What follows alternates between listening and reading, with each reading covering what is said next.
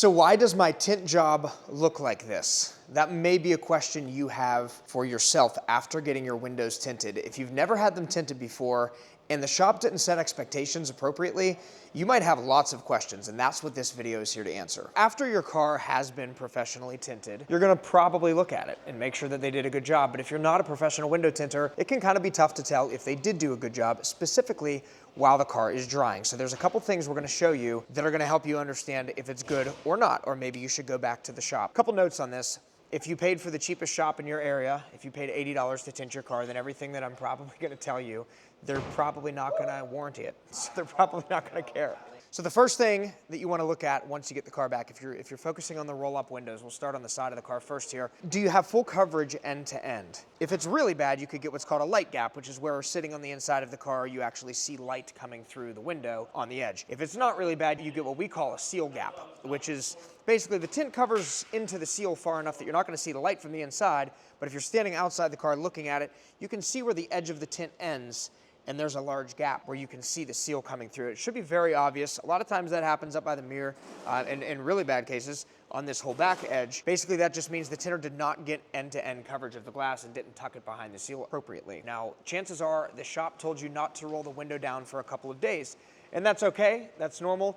If they tucked below the seal, like we always do, there's a good chance you could put the window down and not really worry about it. However, it is best practice to keep the window up until it's kind of dried, and you'll know that it's kind of dried because the next point that I will talk to you about in a minute, all of that moisture seems to dissipate and dry out. What if you accidentally roll the window down? This comes up where somebody calls us frantic and they say, hey, I just got my windows tinted 3 hours ago and I accidentally rolled the window down. It's not a big deal.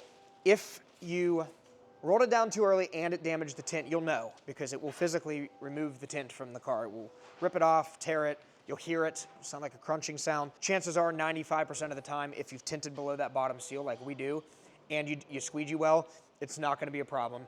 If you do, I would suggest just calling the shop and just saying, hey, look, I'm sorry I did this.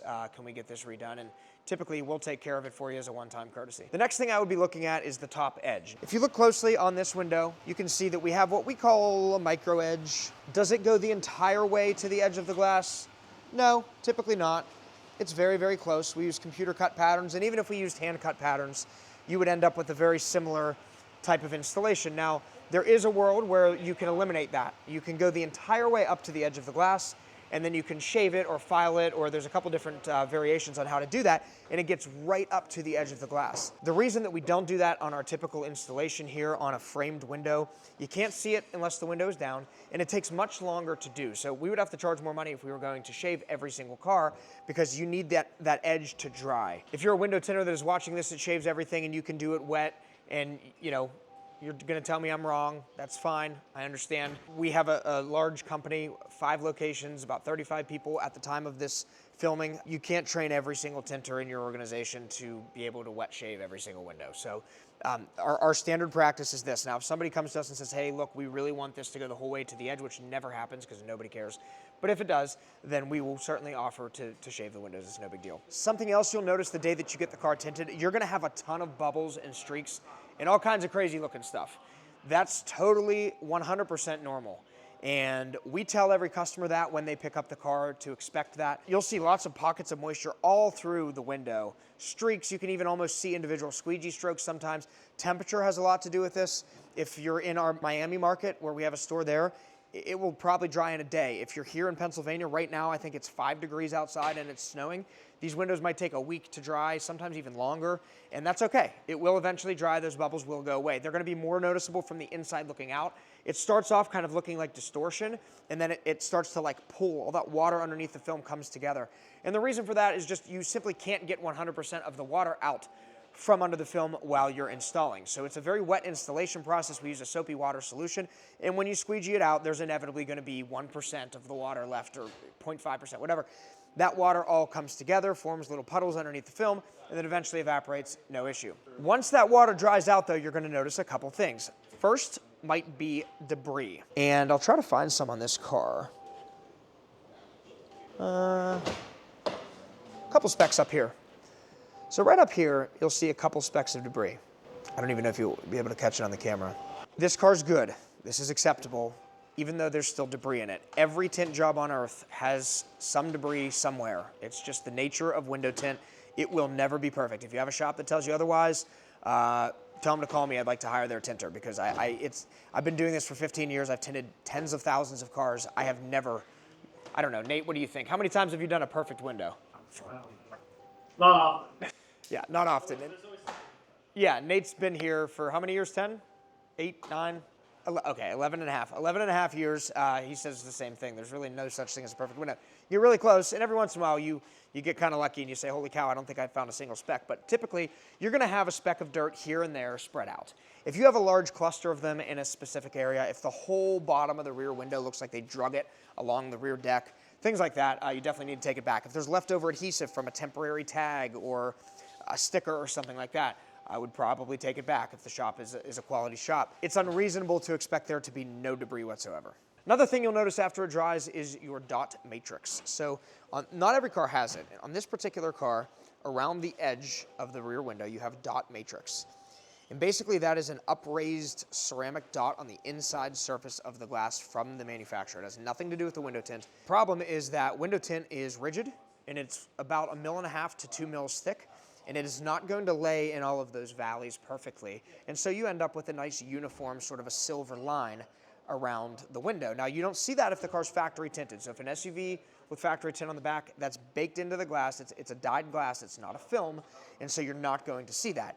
You also don't see it on every car. This is something that actually got me in trouble. My first or second year of tinting, we tinted a BMW 3 Series, so actually very similar to this car. And it had a dot matrix like this. He was very upset with me because he told me that I should have done something different or something better because the last shop didn't have that problem. Well, the last car that he had tinted was a Subaru WRX. That car doesn't have it. That car has what this quarter window does. And this is the other thing I wanted to show you. This is just a ceramic border with no dot matrix. And what you'll notice is you don't have that thick silver line that you do with the matrix, but you do have a thin silver line. And the reason for that is exactly the same as the dot matrix. Tint is thick, the ceramic border on the glass has thickness, the tint is laying over it, the tint has to step up from the glass to the ceramic border, and when that happens, there's a very tiny channel of air. That's what you're seeing.